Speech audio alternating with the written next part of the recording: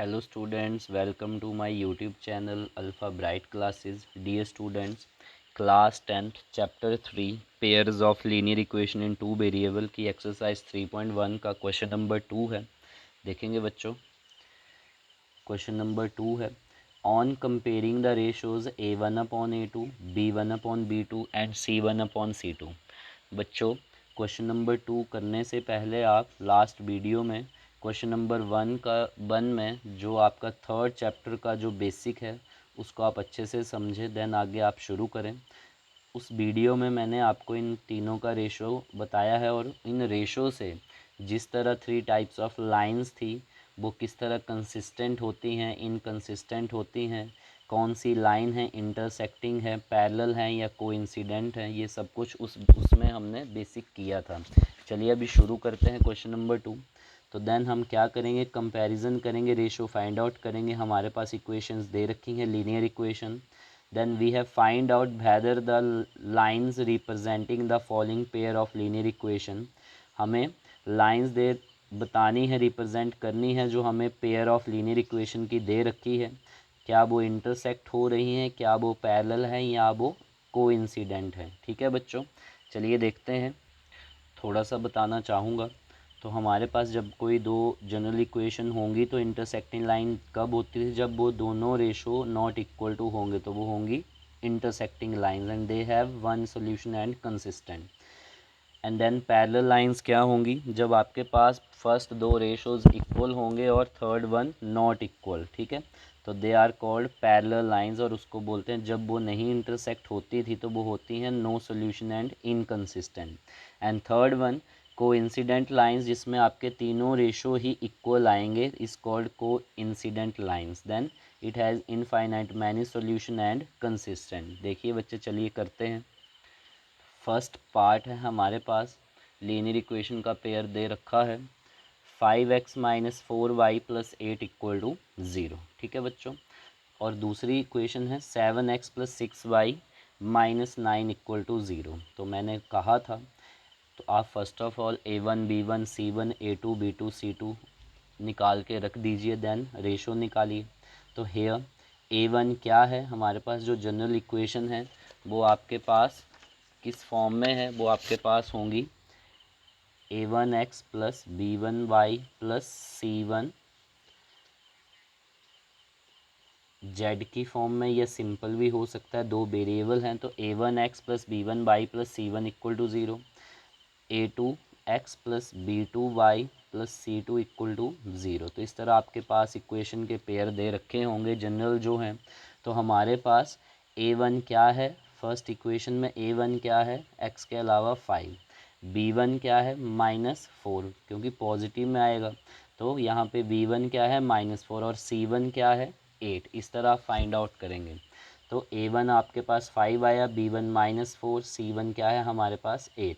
Then a2 क्या है, a2 है हमारे पास सेकंड इक्वेशन से 7, b2 क्या है 6, c2 क्या है -9. इस तरह आप कंपैरिजन कर सकते हैं. तो आपने उसके बाद क्या करेंगे, अगला काम है रेशो निकालना. देन a1 अपॉन a2 क्या है आपके पास 5a1 और a2 क्या है 7. दिस इज योर 5/7 है ratio. Then b1 upon b2 minus 4/6, तो 2 2 ज़ा 4 2 3 ज़ा 6. तो आप देख सकते हैं फर्स्ट दोनों रेशो ही इक्वल नहीं आए हैं. तो देयरफॉर देखिए बच्चों, जब आपके पास तीनों निकालने चाहें तो आप निकाल सकते हैं, लेकिन अगर फर्स्ट दोनों ही इक्वल नहीं आए तो उसको आप उतना ही सॉल्व करें.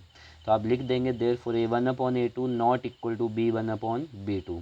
तो आप बोल देंगे ये जब आपके पास ऐसा फ्रैक्शन होता है जो फर्स्ट दोनों इक्वल नहीं होते थे तो वो कौन सी लाइंस थी, hence it is intersecting lines. देखते हैं सेकंड वन.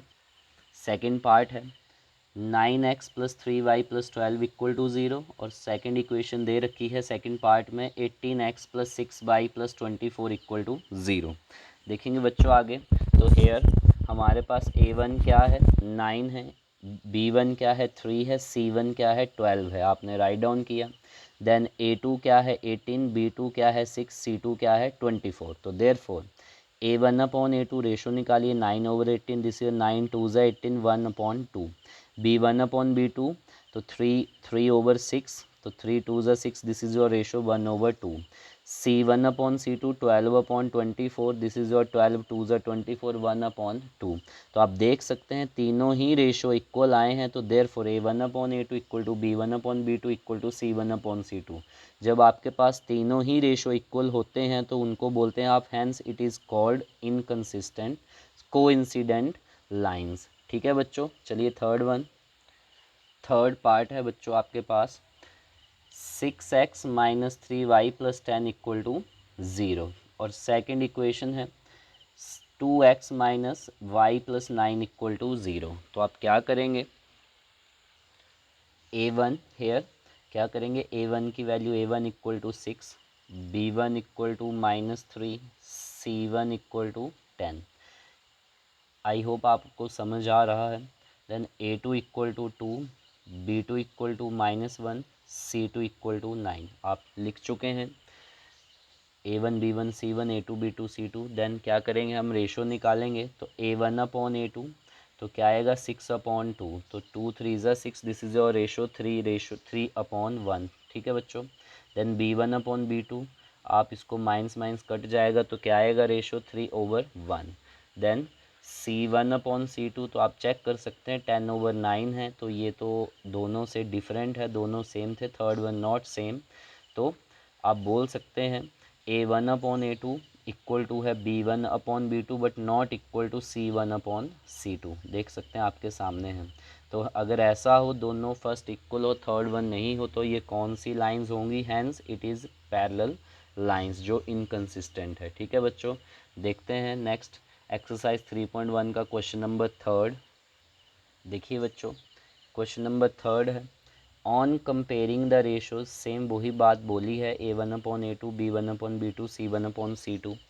और क्या आपको फाइंड आउट करना है, find out whether the following pair of linear equation, जो दे रखी हैं पेयर आपको, उसमें चेक करना है आपको दे आर कंसिस्टेंट और इनकंसिस्टेंट। ठीक है बच्चों, देखिए शुरू करते हैं फर्स्ट पार्ट है हमारे पास 3x + 2y इक्वल टू 5, और इसमें सेकंड इक्वेशन है linear 2x - 3y equal to 7। ठीक है बच्चों, तो आपके पास थर्ड क्वेश्चन में फर्स्ट जो पार्ट है, दो again pair of linear equation दे रखी हैं, इसमें आपको बताना है वो कंसिस्टेंट है या इनकंसिस्टेंट है।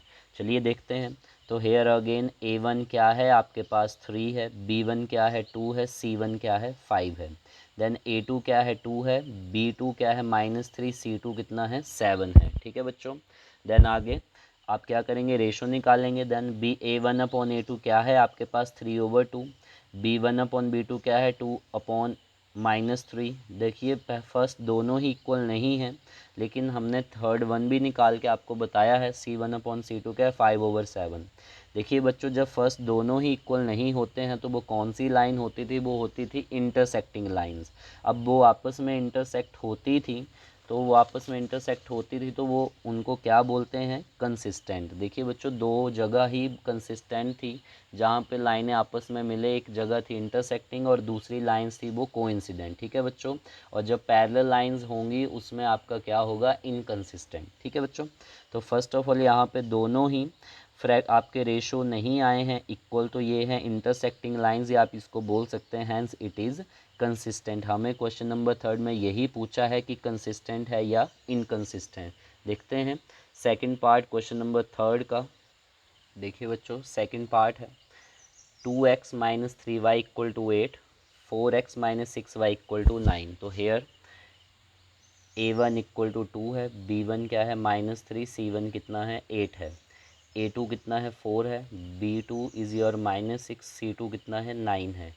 तो आप रेशो देखेंगे A1/A2 2/4, 2 2 ज़ा 4 1/2, B1/B2 है -3/-6, माइनस से माइनस कट जाएगा, 3 2 ज़ा 6 1/2, एंड थर्ड वन C1/C2 8/9। तो बच्चों फर्स्ट दोनों इक्वल हैं लेकिन third one not equal, third ratio नहीं है इक्वल। तो ये कौन सी लाइन आएंगी, ये आपकी आएंगी पैरेलल लाइंस। तो जब वो पैरेलल लाइंस होती हैं आपस में नहीं मिलती हैं तो उसको बोलते हैं हैंस इट इज़ इनकंसिस्टेंट। ठीक है बच्चों, देखते हैं third one question number three का। थर्ड वन है 3/2x + 5/3y इक्वल टू 7, और सेकंड वन आपको दे रखी है linear equation in third part 9x - 10y equal to 14। तो बच्चों देखिए इक्वेशन फ्रैक्शन में नहीं होती, हमें इसको सॉल्व करना पड़ेगा। एलसीएम लेते हैं तो एलसीएम कितना आएगा, 2 3 ज़ा 6। जिन बच्चों को एलसीएम नहीं लेने आता है तो बेसिक्स ऑफ मैथमेटिक्स में एक पार्ट मैंने एलसीएम पे भी बनाया हुआ है, तो आप वहाँ जाके सीख सकते हैं अच्छे से। चलिए तो यहाँ पे देखते हैं, तो 2 3 ज़ा 6 जो भी नीचे एलसीएम होगा। अब आप क्या करते हैं, इसको डिवाइड करेंगे दोनों के डिनोमिनेटर से। तो आप बोल सकते हैं ये आप टेबल करेंगे तो 2 कितने ज़ा 3 हो, 2 कितने ज़ा 6 होंगे, 2 3 ज़ा 6, 3 आए, 3 3 ज़ा 9x प्लस 3 2 ज़ा 6 2 2 5 ज़ा 10। ठीक है बच्चों, इक्वल टू 7। तो 6 यहाँ डिवाइड में उधर जाके मल्टीप्लाई, 6 7 ज़ा 42। आपके पास इक्वेशन सॉल्व हो चुकी है। देन A1 हेयर, A1 क्या है, this is your first equation, this is your second. तो हेयर A1 कितना है 9 है, B1 कितना है 10 है, C1 कितना है 42 है। A2 कितना है 9 है, B2 this is your -10, C2 is your 14। Then ratio हम कंपेयर करेंगे। देन A1 अपॉन A2 कितना है हमारे पास 9/9 कट गया, this is 1:1। B1 upon B2 कितना है 10/-10। देखिए बच्चों यहाँ पे माइनस रहेगा ही रहेगा, तो ये दोनों ही फर्स्ट क्या है, इक्वल नहीं है। यहाँ पे 1 है, यहाँ पे -1 है। थर्ड वन देखते हैं, 42/14 कट गया 3/1। तो बच्चों फर्स्ट दोनों ही इक्वल नहीं है, तो ये है इंटरसेक्टिंग लाइंस, तो और ये इंटरसेक्ट हो रही हैं, तो हैंस इट इज़ कंसिस्टेंट। ठीक है बच्चों, देखते हैं फोर्थ वन, क्वेश्चन नंबर 3 का फोर्थ पार्ट है। 5x - 3y = 14 और सेकेंड इक्वेशन है -10x + 6y = -22। ठीक है बच्चों, चलिए A1 क्या है, A1 5 है, A2 क्या है -3, C1 क्या है, A1 है 5, B1 है -3, C1 क्या है 11। सॉरी पहले गलती हो गई थी। देन A2 कितना था -10, B2 कितना है 6, this is your C2, this is your A1 B1 C1 A2 B2 C2 आपने लिखा। Then ratio A1 upon A2 5 upon -10, तो 5 2 ज़ा 10 -1/2 माइनस रहेगा। देन -3/6, 3 2 ज़ा 6 1/2 नेगेटिव रहेगा। देन थर्ड वन 11/22, 11 2 ज़ा 22 1/2। तो आप चेक कर सकते हैं तीनों ही रेशो इक्वल आ रहे हैं, तो आप बोल सकते हैं ये कौन सी लाइंस आई, को इंसिडेंट लाइंस, तो वो क्या है, हैंस इट इज़ कंसिस्टेंट। देखते हैं last part, question number third का एक्सरसाइज 3.1 का देखते हैं बच्चों। तो आपके पास क्या इक्वेशन है फिफ्थ पार्ट में, 4/3x + 2y = 8 और सेकंड इक्वेशन है 2y + 3y 2x + 3y = 12। तो यहाँ पे फिर फ्रैक्शन में है फर्स्ट इक्वेशन, इसको सॉल्व करेंगे तो यहाँ पे कुछ भी नहीं है डिनोमिनेटर में, तो यहाँ आएगा 3 1 ज़ा 3 1 होगा, तो 3 1 ज़ा 3, तो 3 1 ज़ा 3 1 आया, 1 4 ज़ा 4x प्लस 1 3 ज़ा 3 3 2 ज़ा 6y = 8। तो यहाँ पे डिवाइड है, उधर जाके मल्टीप्लाई, 8 3 ज़ा 24। आपने सॉल्व की है फर्स्ट इक्वेशन और सेकंड वन ये रही।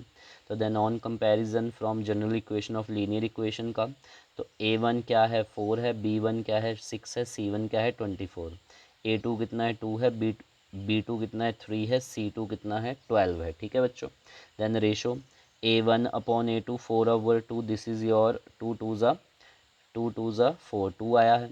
B1 upon B2 6/3, this is your 3 2 ज़ा 6 2 आया है। देन मतलब 2/1, this is your 2/1, this is your 2/1, ratio same आ रहा है।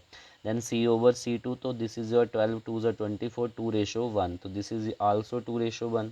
तो आप बोल सकते हैं therefore whole ratios are equal, सभी सेम आ रहे हैं, तो हैंस इट इज़ इनकंसिस्टेंट, क्योंकि ये कोइंसिडेंट लाइंस हैं। ठीक है बच्चों, तो यदि आपको मेरी वीडियोस अच्छी लग रही हैं तो प्लीज़ लाइक करें, शेयर करें और सब्सक्राइब करना ना भूलें।